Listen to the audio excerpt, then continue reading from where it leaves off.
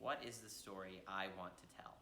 I keep asking myself this question because I keep running myself into dead ends. I'd like to think I'm some genius, always flowing with creativity and imagination, but honestly, I get one good idea every 6 months. And even then, most of the times I struggle to find the motivation to pursue the idea. But every time I hit rock bottom mentally and emotionally because of some situation or circumstance in my life, I always end up finding myself in a sort of weird creative renaissance. I love this medium because it's real and genuine and honest and true. But I also hate this medium because sometimes, most times, the truth hurts. I've had this mad obsession with the music group The Killers for a while now. And the whole reason I got into The Killers was because the girl I was in love with loved The Killers. And I guess that I thought it would mean something. But last week, the girl I am in love with rejected me. And since then, I would say that my anxiety and lowercase d depression have come back in full force. And I may never be able to have her, but I get comfort from knowing that I will always have The Killers. I consider myself an emotional person, and this has been quite the emotional experience. But eventually things will have to get better. Right? Every time I've fallen in love with a girl thus far in my life, I've been rejected. And so, I've kind of given up all hope for love for at least the foreseeable future. And I always beat myself up about it because I genuinely think it's my fault that someone doesn't love me back. But every single time so far, they've all given me the same reason for the lack of reciprocation. But between you and me, I just don't buy it. Could you imagine being hot and smart? I could argue I'm one of those things, and I'll let you take a wild guess at which one that could be. It's not you, it's me. What a load of shit that is. Every time a different girl serves rejection on a different platter, in a different flavor. But guess what? At the end of the day, it's still shit. And guess what? We all know it's definitely me.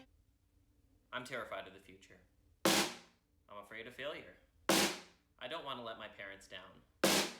I have dreams and I have passions and I want to follow these dreams and passions, but in the back of my head I fear I'm not going to be financially stable for a while. And that also scares me. I don't want to compromise and I don't want to settle because I'm stubborn like that.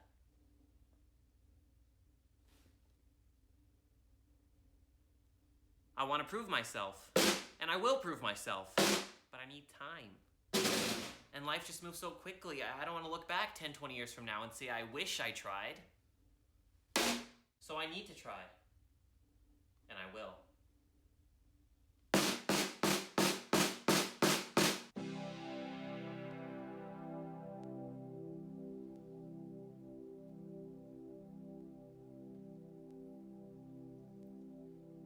Everybody seems to be in such a hurry these days. So many overachievers. It's like I'm given a map with all the right directions, but I still can't find my way home. Superficial choices don't give answers. They just give regrets. Who the hell wants to be worthless? Everybody just wants a purpose in life. Tell me it'll be alright. This is the amount of best friends that I have. And this is how many of them are going off to college next year.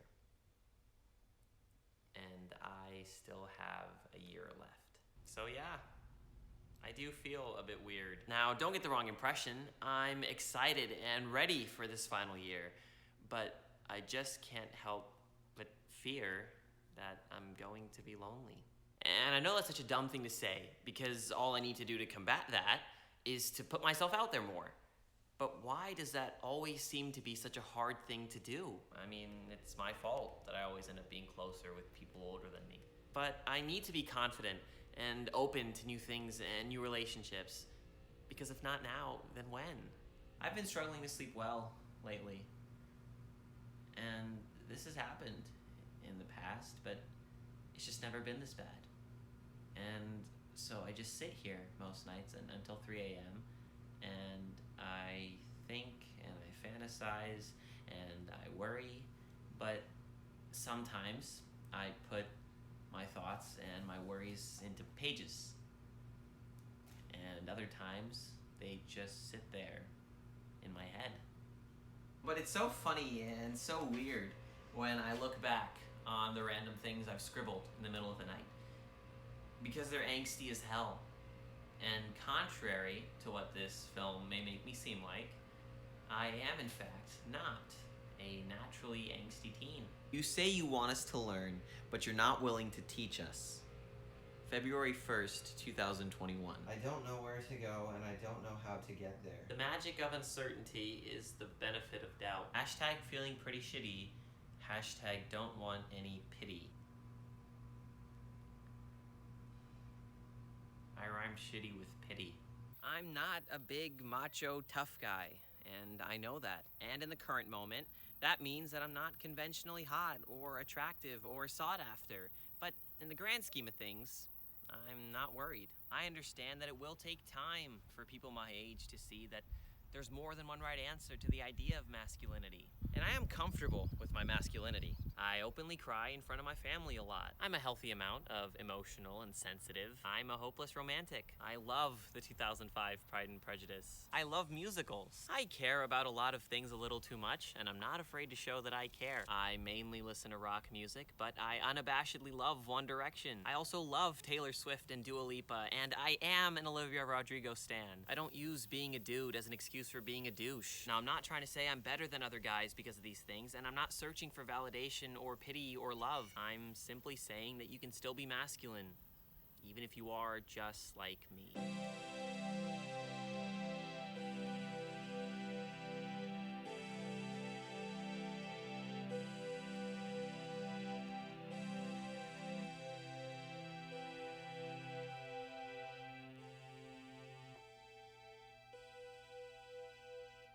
Life gets you down sometimes.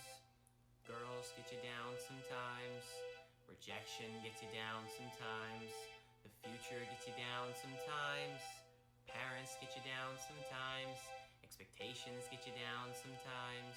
I think I already mentioned rejection. Your feelings get you down sometimes.